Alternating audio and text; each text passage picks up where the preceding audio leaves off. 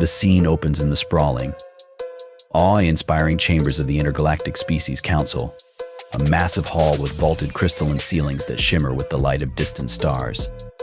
Every few cycles, representatives from across the galaxy gather here for only the most critical issues, and today's discussion is no exception. There is tension in the air as holograms of various species flicker to life, each displaying their unique and often strange physical forms. The towering reptilian Ka-Vash with their luminescent scales, the insectoid H is, with multifaceted eyes reflecting the chamber's pale light, and the feathered Z-Rock, who shift and rustle in agitation with every movement. Each representative speaks for entire species, civilizations, and star systems, yet the cause of today's gathering is a species from a single, unremarkable solar system on the edge of a quiet galaxy spiral arm. In the center of the chamber floats a holographic display of Earth, the blue and green planet spinning slowly as red warning symbols flash ominously across its surface. The chamber is filled with whispers and gasps as Counselor L. Rack of the Ka-Vash begins her presentation on the nature of Earth, classified as a Class 13 Deathworld, a designation that strikes fear even among the Council's oldest and most resilient members. A Deathworld of this classification, she explains, is rare and brutal, a place where life should struggle, not flourish. The Council's astonishment mounts as she describes Earth's violent weather patterns, which shift from searing deserts to freezing tundras in mere spans of kilometers, and its intense tectonic activity, which causes frequent earthquakes and volcanic eruptions. She even touches on the dangerous and rampant disease vectors, from bacteria to viruses that evolve at an unprecedented rate, making Earth a ticking biological time bomb. As the planetary data scrolls through the holographic projection, Counselor Z-Rock, representing the avian Onkarans, ruffles his plumage nervously. His people hail from a stable, temperate planet where evolution followed a gentle, predictable path. For Z-Rock and others like him, Earth's conditions sound like a nightmare straight out of the ancient horror tales they tell to frighten their young. He interrupts, his voice full of skepticism and disbelief. Are we truly to believe that they survive on this rock without significant bioengineering? Just look at the conditions. He gestures with a clawed wing at the spinning hologram, the highlights of Earth's inhospitable features flashing red before his eyes. The Council murmurs in agreement, as other representatives begin voicing similar concerns. Their words are a mixture of shock and, in some cases, outright horror. Most of these species come from planets with either carefully controlled ecosystems or naturally stable climates. Some hail from water-rich worlds where the concept of land is foreign, while others live on planets with predictable climate zones and tame evolutionary paths. The idea of such rapid and often violent environmental shifts is incomprehensible to them. Counselor G. Ral of the HFYs, whose species evolved in underground hives within the controlled warmth of a vast, geothermal network, is visibly shaken. What about the planet's gravity? She clicks, her compound eyes widening. I've heard their bones and muscles endure constant strain from the force that we can't even simulate without artificial augmentation. How could any species develop naturally in such harsh conditions? Ambassador M. Rill, representing the cat-like Feldarans, steps forward, her silvery eyes narrowing thoughtfully. She has been awaiting this moment with equal parts dread and anticipation. Having recently conducted an in-depth study of Earth and the humans that inhabit it, she knows her findings are likely to shock the assembly. She raises a paw, silencing the murmurs, and projects an image of her recent study tour, taken from within a lush Earth environment. Her memory of Earth is still fresh and exhilarating yet terrifying experience that had shaken her understanding of life and survival. Not only do they survive, she begins, her voice steady but carrying an undertone of awe, but they actually appear to enjoy it. They take pleasure in things that defy understanding. I've observed humans climbing mountains covered in ice, with nothing but minimal protective layers. Some even going without these in defiance of their own physical limits. Rill brings up a clip of humans scaling a steep, snow-covered peak, their faces red from the cold, but their expressions brimming with exhilaration. She points to another image, this one showing humans swimming in an ocean teeming with massive predatory creatures. And it doesn't stop there. They venture into freezing oceans, deserts where temperatures soar, and even regions that are volcanically active. For these humans, it's not enough to merely survive these dangers, they willingly embrace them as part of their existence. The assembly gasps as one, each alien horrified in their own way by the prospect. Counselor El Rak is the first to break the silence, her voice barely above a whisper. They thrive in conditions that would obliterate us. How is that possible? Ril's findings spark a new wave of questions, some counselors muttering in astonishment while others stare, open-mouthed, at the visual data presented before them. For many, this news is difficult to digest. It challenges everything they know about life, survival, and the natural order.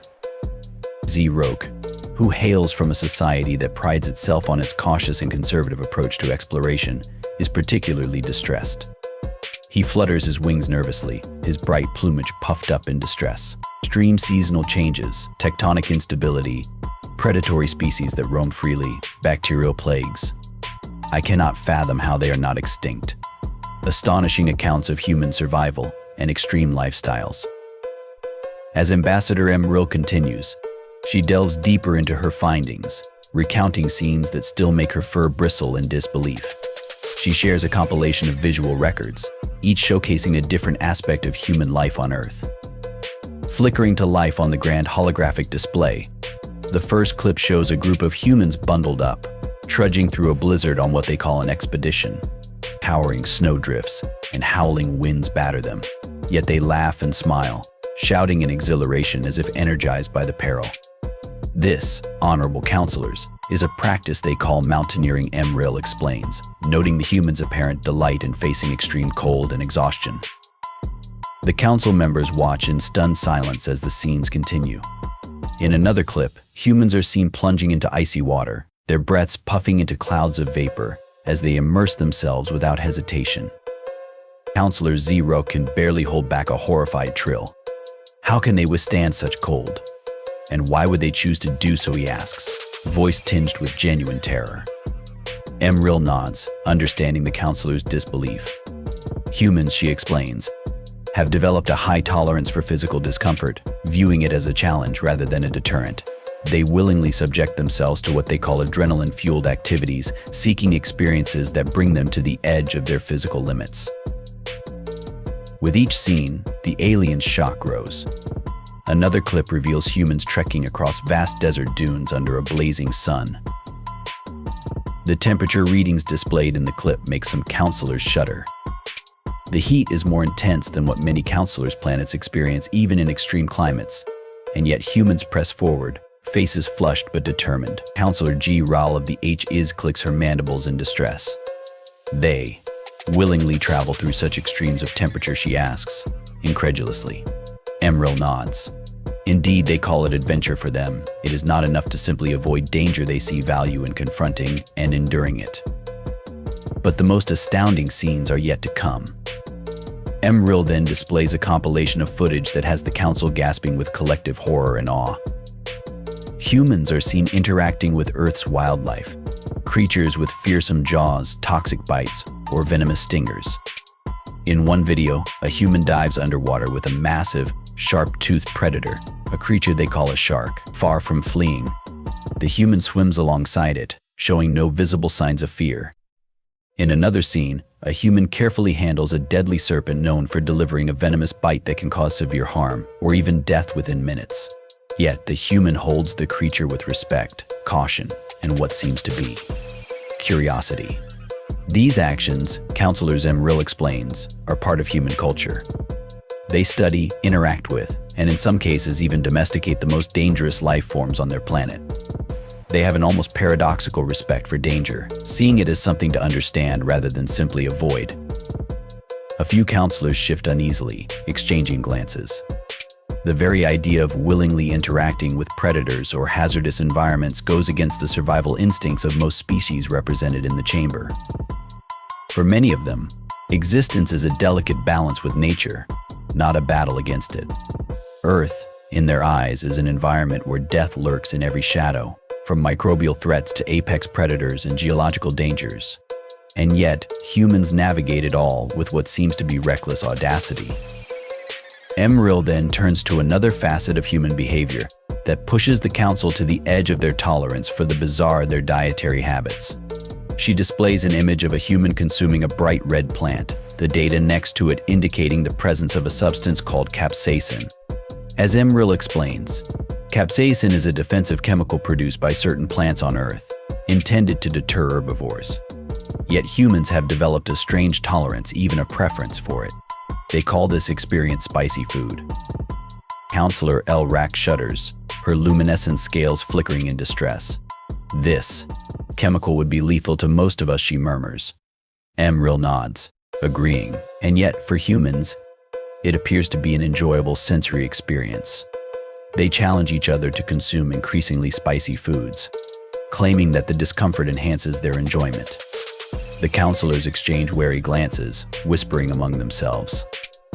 To many, it's as if humans possess a sensory profile entirely designed to push boundaries. But the ambassador's reports grow stranger still. She pulls up yet another clip, this one showing humans in a social setting, laughing and raising cups filled with a liquid. Humans have a social tradition of consuming what they call alcohol, a substance that is essentially a mild poison. Emril explains, her voice filled with awe and perplexity. The effects include impaired motor functions, reduced cognitive clarity, and in higher doses, potentially life-threatening reactions. Yet they drink this regularly, viewing it as a means of bonding and celebration. Counselor Zrok's feathers puff in horror, his bright plumage reflecting his shock. Poisoning themselves is a form of bonding. His voice carries a mixture of confusion and intrigue. It's clear that, to many in the council, such behavior verges on incomprehensible madness. Counselor G. Ral, though horrified, finds herself curious. Is it some form of ritual, she asks. Emril nods. Yes, in a way. It forms a crucial part of their social fabric. They engage in toasts, raising their glasses and speaking words of camaraderie and hope before consuming the poison. In every direction, members of the council exchange glances, muttering among themselves in languages filled with clicks, hums, and warbles. The more they learn about humans, the more they realize that Earth's inhabitants have evolved with a profoundly different perspective on life and survival. Awe and horror at humanity's technological mastery. Ambassador Emril's report continues as she introduces a new set of visuals, causing the counselors to lean in, their expressions shifting from disbelief to genuine astonishment. The holographic display now projects images of towering metal structures reaching into the sky, massive bridges spanning rivers and oceans, and sleek metal crafts designed for travel across land, sea, and air. Counselor El Rak, the reptilian representative of the cave ash, narrows her eyes in a mix of awe and alarm. These constructs, she begins, her voice barely above a whisper. They would require immense amounts of energy and material, not to mention the risk. And all this, on a Deathworld. Emril nods solemnly. Yes, Honorable Counselor.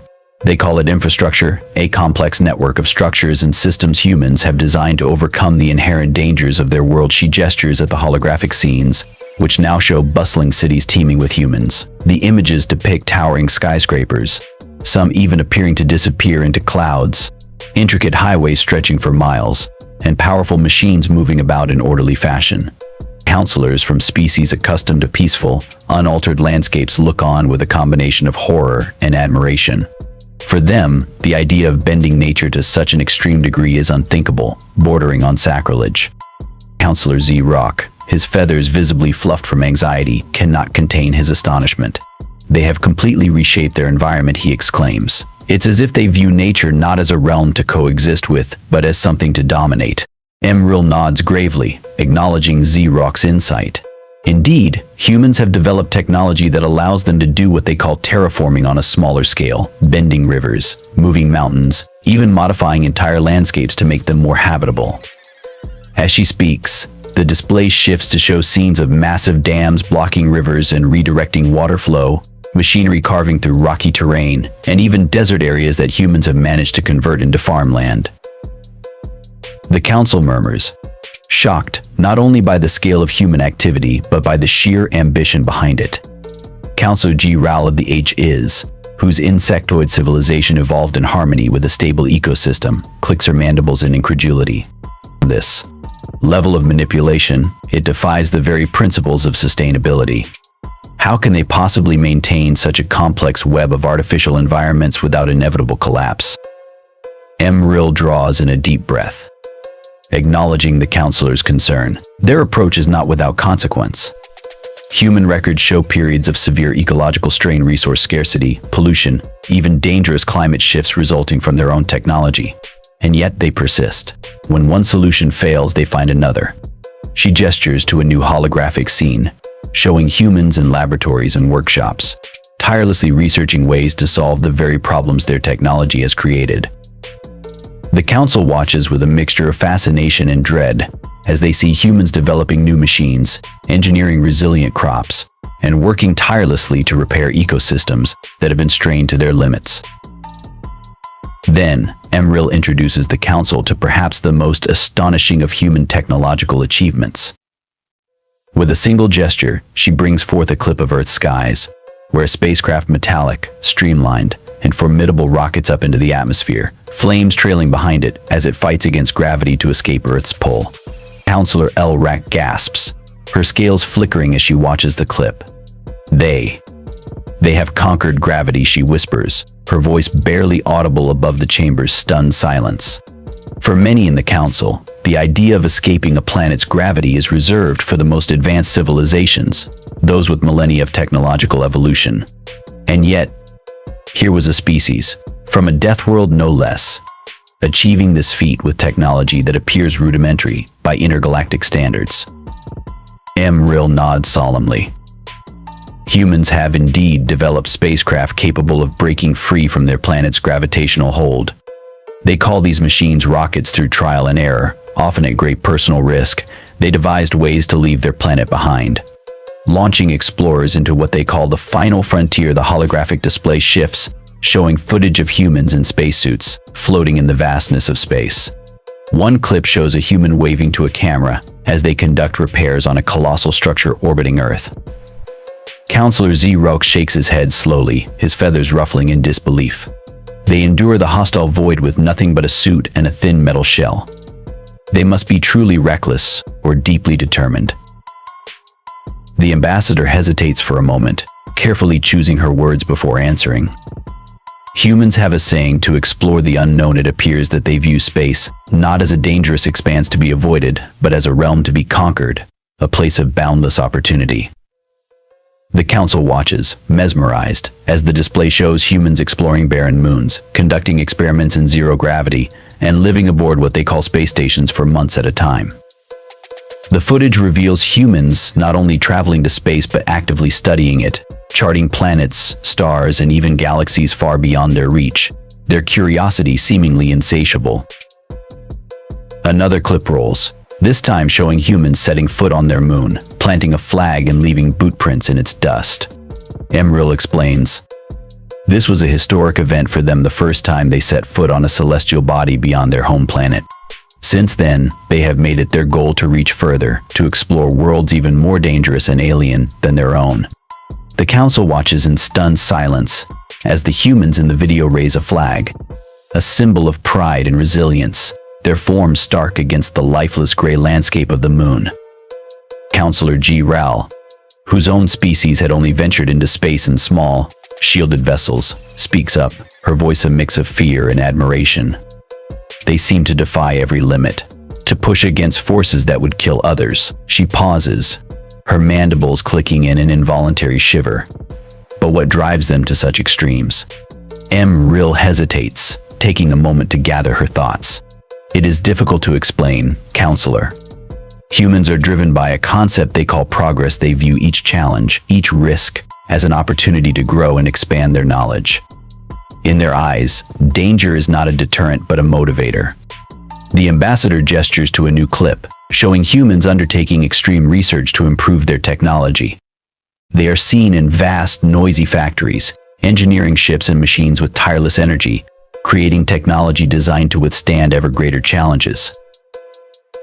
The final image on display is one that leaves the council speechless, a group of humans standing on a rocky terrain, holding a piece of equipment as they survey what appears to be a ruddy, arid world beneath a thin atmosphere. The ground beneath them is littered with dust and rocks, the landscape desolate and foreign. Emril explains, this is their next goal, a planet they call Mars. The humans intend to colonize it, to reshape its environment in their own image and make it a second home. As the council members stare at the humans on Mars, many feel a growing unease.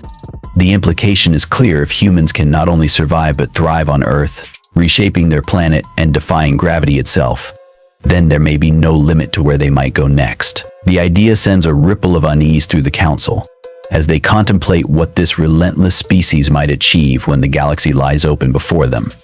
The paradox of human compassion and brutality.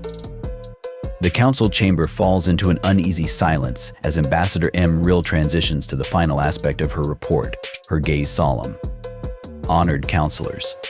She begins, while humans are known for their resilience and ingenuity, there is one more characteristic that defies our understanding: their capacity for both astonishing compassion and equally bewildering brutality. She gestures to the holographic display, which now shifts to reveal scenes that seem almost paradoxical in their contrasts.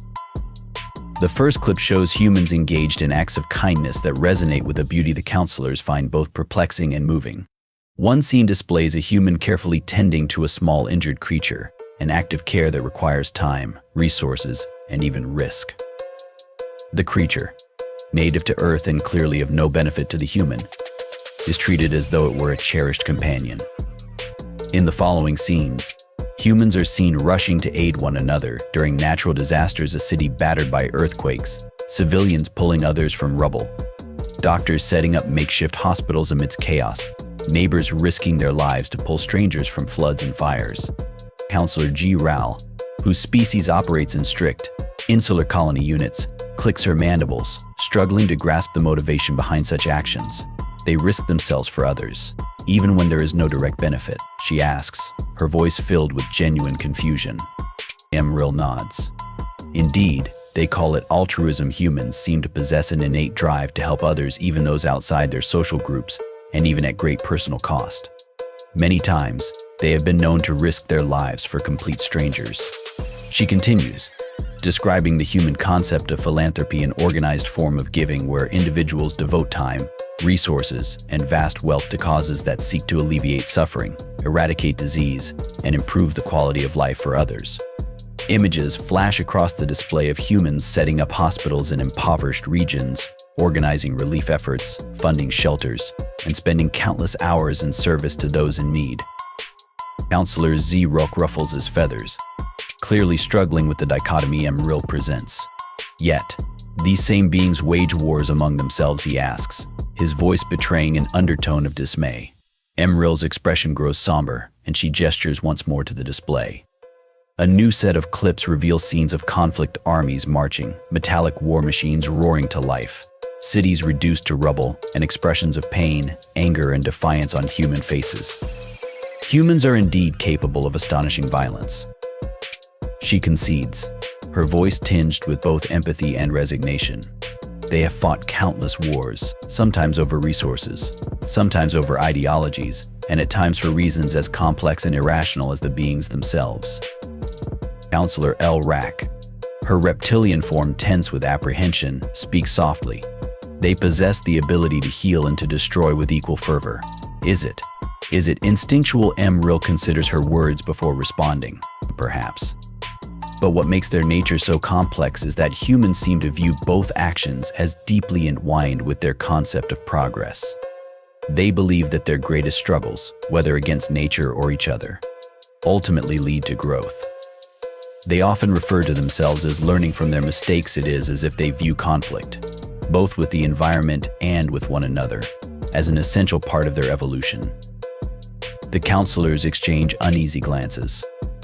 For many, the idea of war is an ancient concept, abandoned long ago in the name of harmony and mutual survival. They come from societies where cooperation and peace are not merely ideals but practical necessities that ensure continuity.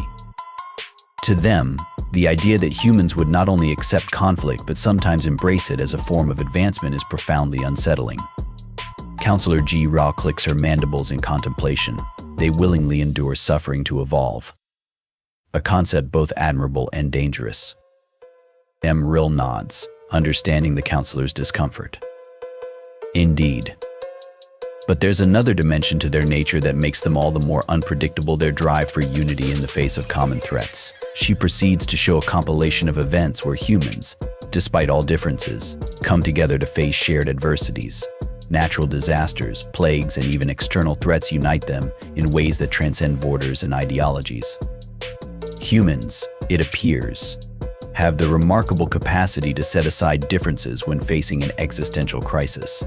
Scenes of united human efforts fill the holographic display: global coalitions against pandemics, teams from rival nations working side by side to tackle environmental disasters, scientists from opposing ideologies collaborating to solve universal challenges.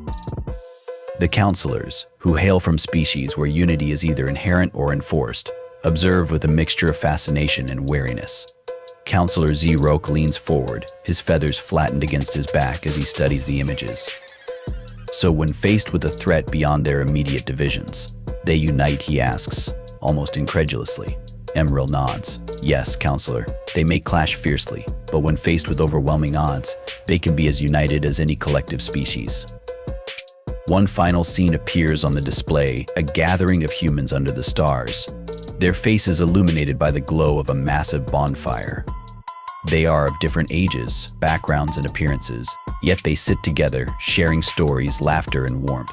Emeril explains, they are also deeply social creatures.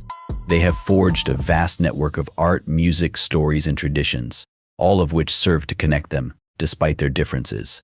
They share tales of courage, sorrow, love, and triumph, binding them together through what they call culture. Counselor L. Rack, whose species primarily communicates through instinctual gestures and pheromones, tilts her head, puzzled. Stories, tales of their past, to shape their future. Emeril smiles softly. Yes, they are a species that values memory. They speak of history as though it were a guide, a collective wisdom meant to teach each new generation. Humans have a deep-seated belief that they can be better than they were before. In the vast intergalactic council chamber, alien delegates listen with growing astonishment as Ambassador Emeril describes the Earth's inhabitants, humans. She recounts their remarkable resilience in surviving on a Deathworld, teeming with natural hazards and predators, their tolerance for extreme environments, and their unusual relationship with danger, often seeking it out for the thrill or challenge. The counselors watch footage of humans performing feats of endurance, building immense cities, and even venturing into space, reshaping nature itself in their relentless quest for progress. Despite living on such a hostile planet, humans display both unmatched compassion, risking their lives for strangers, caring for injured creatures, and intense conflict, often waging wars among themselves. Yet, the ambassador reveals the paradox: when facing existential threats, humans demonstrate a rare unity, setting aside differences to work toward shared survival. They are driven by a complex web of ambition, curiosity, and resilience, always pushing boundaries and striving for growth. As the council deliberates, they realize Earth's humans are more than mere survivors. They are a species both feared and admired for their unparalleled adaptability, intensity, and determination.